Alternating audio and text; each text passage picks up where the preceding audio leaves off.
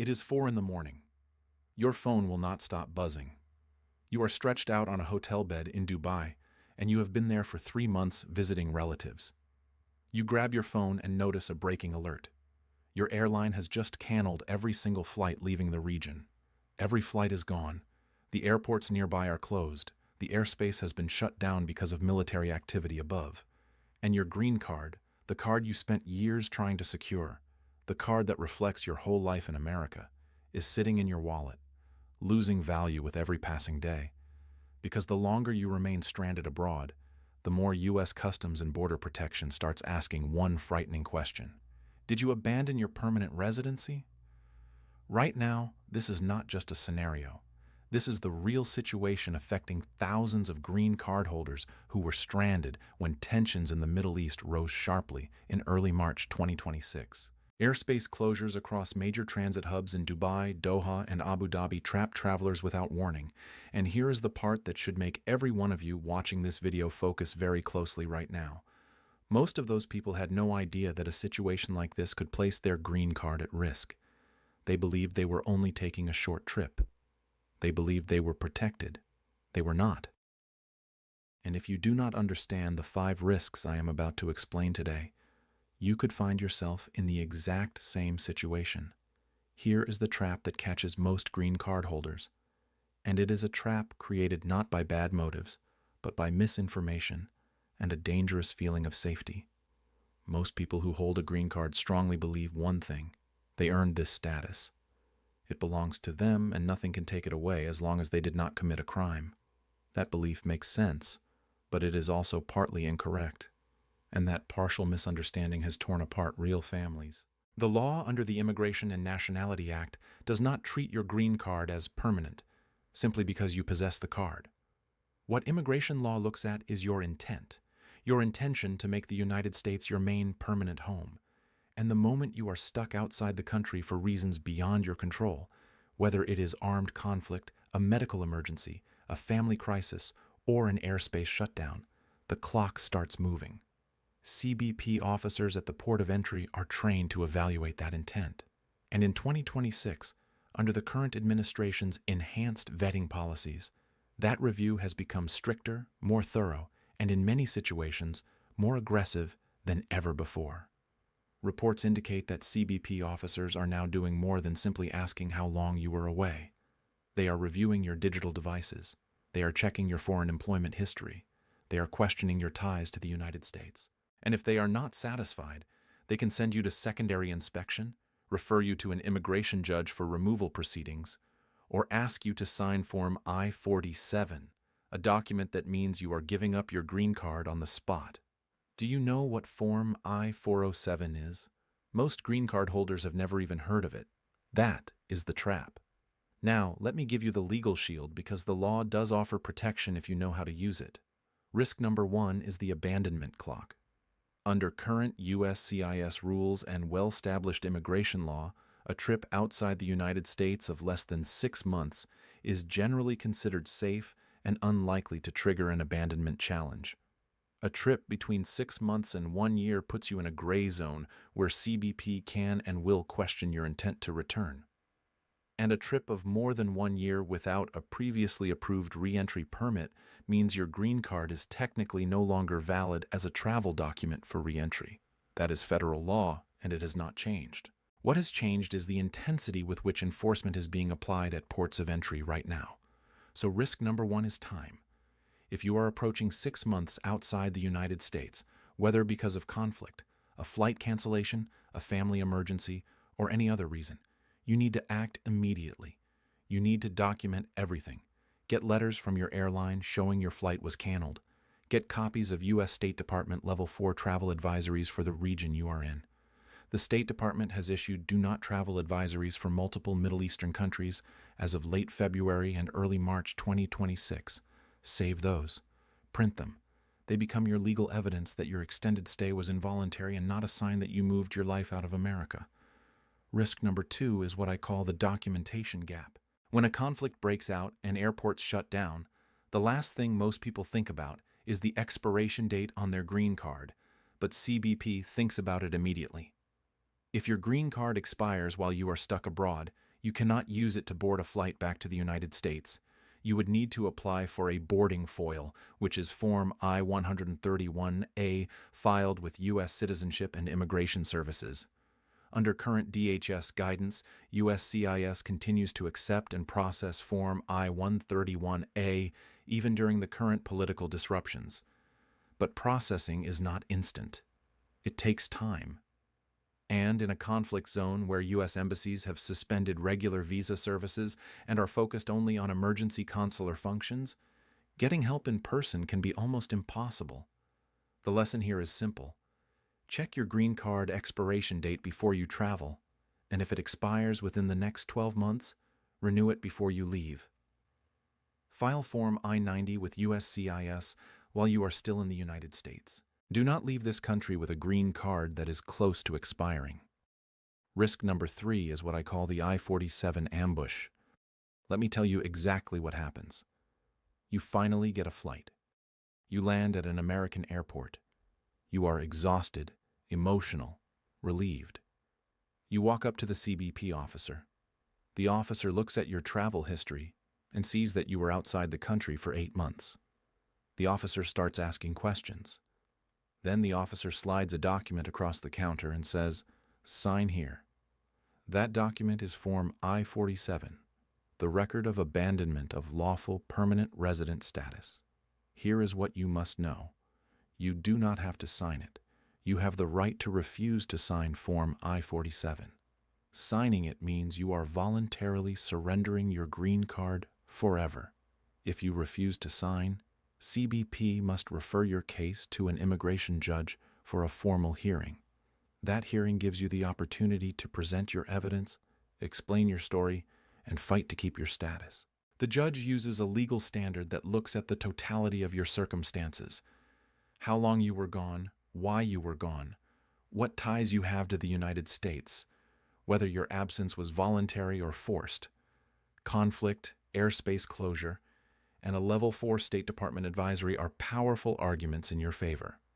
But you can only make those arguments if you refuse to sign and demand your day before an immigration judge.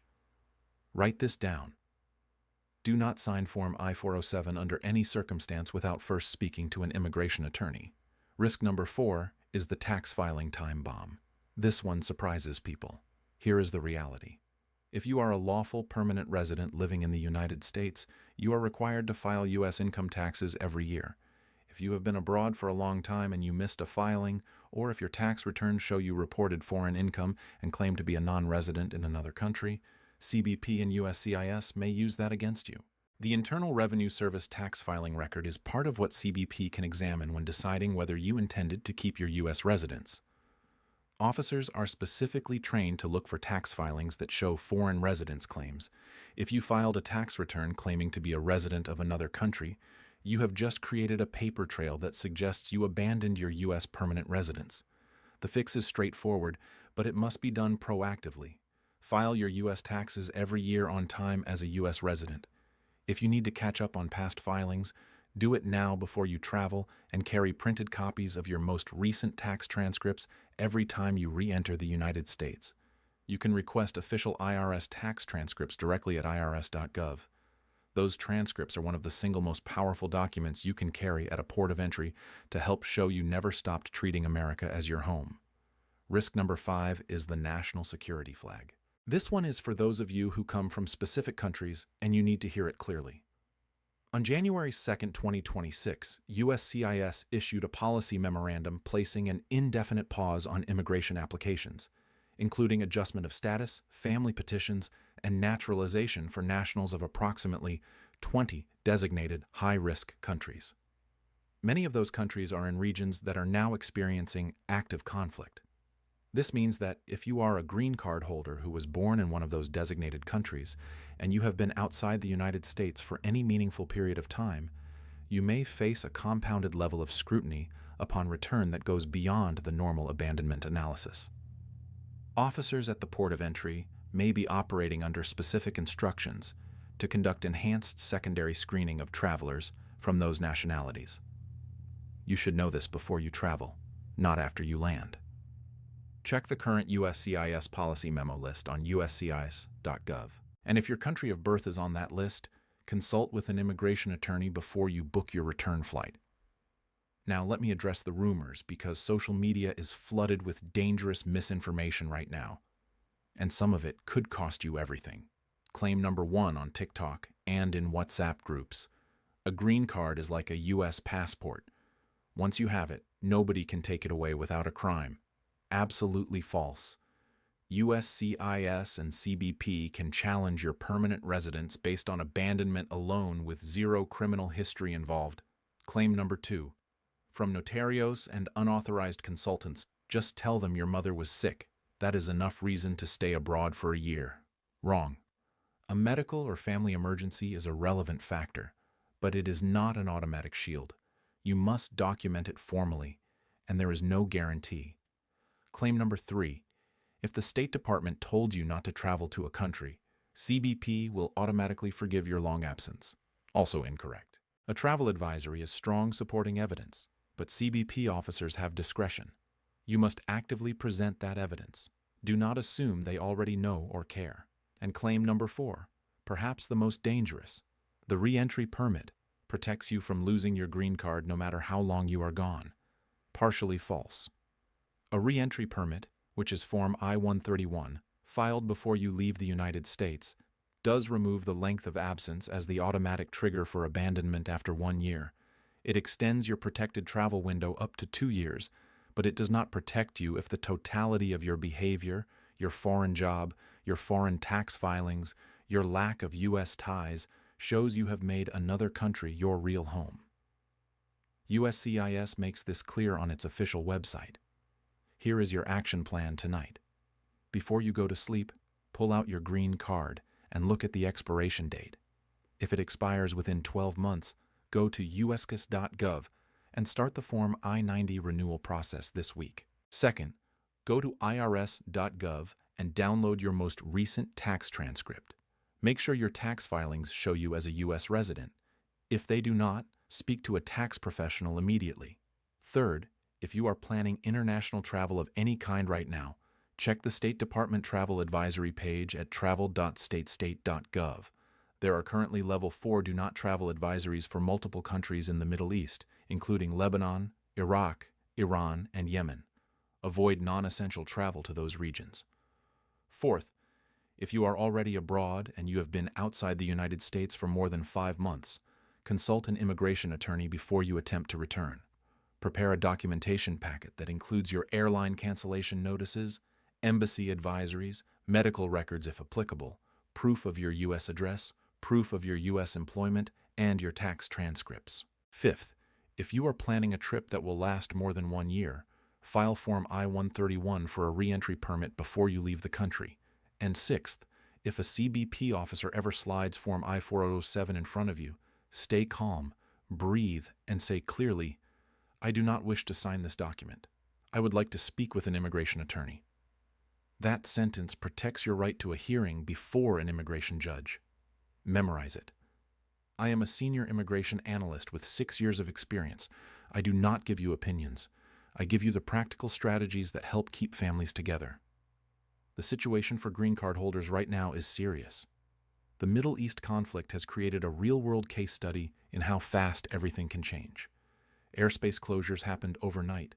Embassy services were suspended without advance notice. Thousands of permanent residents were stranded with no plan and no protection. You do not have to be one of them. Knowledge is your green card's best protection. Immigration rules can change overnight. Join my WhatsApp community for instant alerts before I post on YouTube. The link is in the description. The moment a new policy drops, a new USCIS memo comes out, or a new travel advisory is issued, you will know about it before almost anyone else. This channel exists because staying informed is the difference between keeping your status and losing everything you worked for. A quick and important disclaimer: immigration law and policy can change rapidly, and the information in this video reflects conditions as of March 22, 2026. Nothing in this video is legal advice.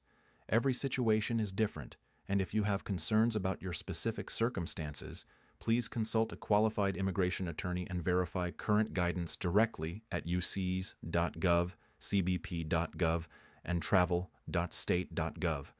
If this video helped protect you or someone you care about today, please give it a like and share it right now. That one share could help someone protect their green card.